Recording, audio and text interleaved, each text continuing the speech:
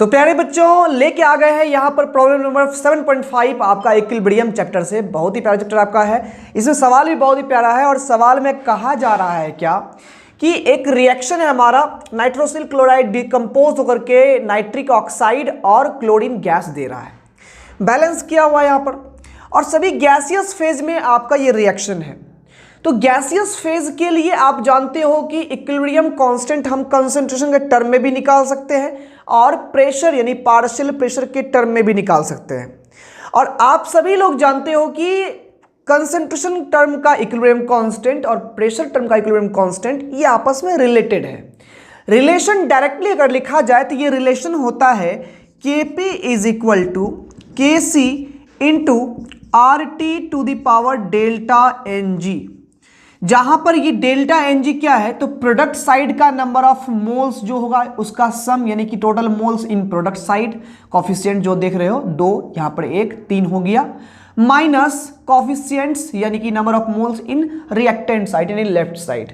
तो 2 1 3 यहां पर हो गया, 2 1 3 हो गया टोटल मोल। इधर हमारे पास 2 मोल है, 3 माइनस 2 कर देंगे तो 1 हो जाएगा। ये हमारा ये हो गया, ठीक है ना, डेल्टा Ng का वैल्यू हो गया। और ये R आपका गैस लॉ कांस्टेंट है जिसका वैल्यू अगर ATM के टर्म में रखते हो तो 0.0821 लोगे, बार के टर्म में रखते हो तो 0.0831 लोगे, ठीक है। टेम्परेचर है T, है ना, और Kc क्या है, equilibrium constant in terms of concentration. तो इस सवाल में आपको इस रिएक्शन का इक्विलिब्रियम कांस्टेंट कंसंट्रेशन टर्म यानी Kc आपको दिया हुआ है 3.75 10 टू द पावर -6, टेम्परेचर दिया हुआ है 1069 केल्विन और कहा जा रहा है कि Kp बताओ कितना होगा। डायरेक्ट फॉर्मूला तो यहां पर ये लिखा हुआ है, सवाल पुट करेंगे आंसर मिल जाएगा। लेकिन यहां पर आइए, कुछ लोग जो कि इसका प्रूफ जानते हो ये कैसे हुआ तो कोई दिक्कत नहीं, वो स्किप कर दोगे थोड़ा देर वीडियो को, लेकिन जो नहीं जानते हो आओ सीखें यहां पर, ठीक है।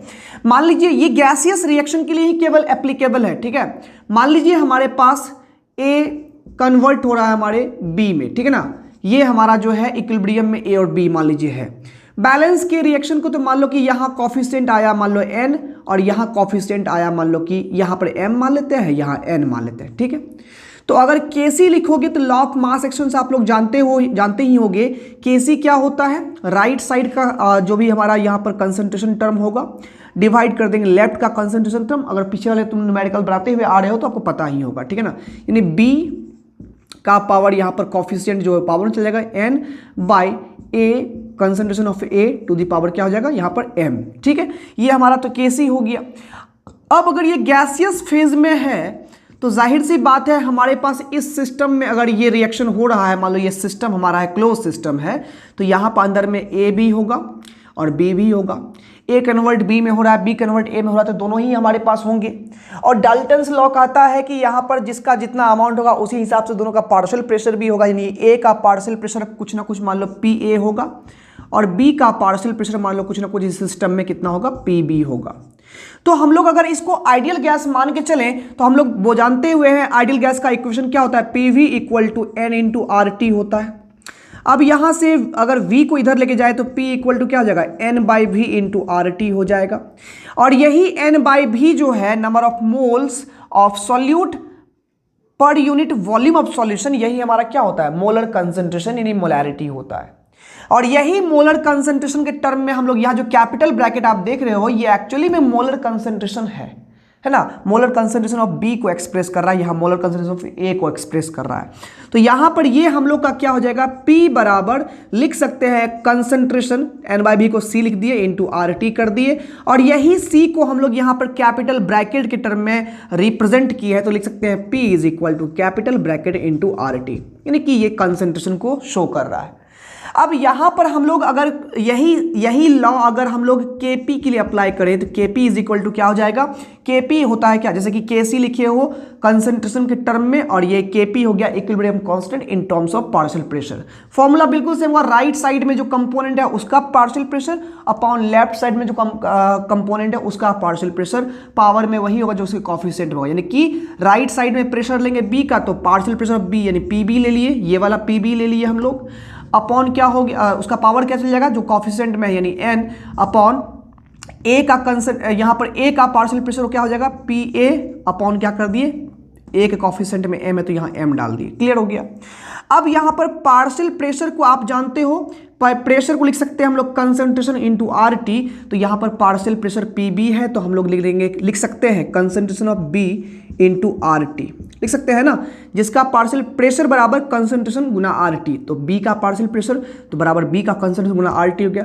होल पावर कितना हो गया, n हो गया, डिवाइड कर देंगे, ये जो हमारा PA है तो इसको लिख सकते हैं concentration of A into RT का पावर कितना हो जाएगा, यहाँ पर m हो जाएगा। अब यहाँ पर हम लोग इसको सेपरेट करेंगे तो B का पावर n अपॉन A का पावर यहाँ पर हो जाएगा m इंटू RT का पावर देख लो गॉड से, ऊपर में n है नीचे में m है तो ये n माइनस क्या होगा, m होगा।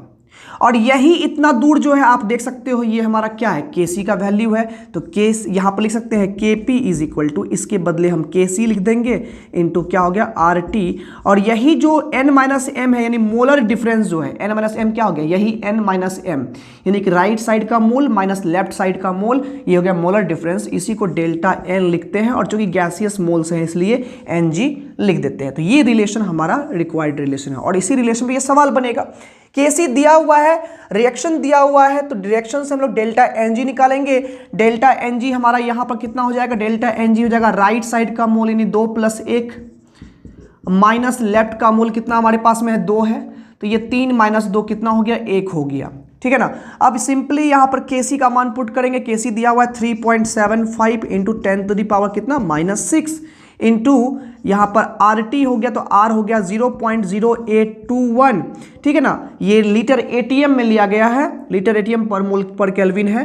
टेम्परेचर दिया हुआ है यहाँ पर 1069 केल्विन दिया हुआ है, तो यहाँ पर ये ले लिए, पावर यहाँ पर 1 है, यहाँ पर डेल्टा Ng का मान 1 पुट कर दिए, ठीक है, नहीं मल्टीप्लाई करोगे वही हो जाएगा।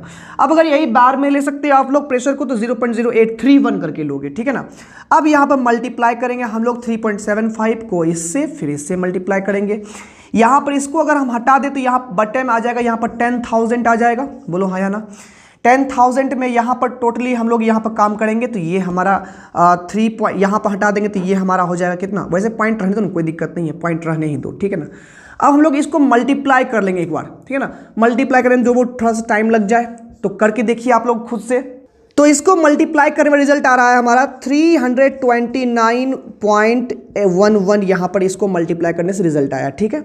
इंटू 10 टू द पावर कितना है यहाँ पर -6 है, तो यहाँ पर जो है अब हम लोग क्या हो जाएगा, ये यहाँ पर 329.11 है, तो इसको हम लोग 10 का पावर 6 से डिवाइड करेंगे तो 6 जीरो है, मतलब डेसिमल जो आएगा वो आएगा 6 अंक के बाद, यानी कि यहाँ से 1 2 3 4 5 6 3 जीरो आएगा, 0.0003291 आएगा।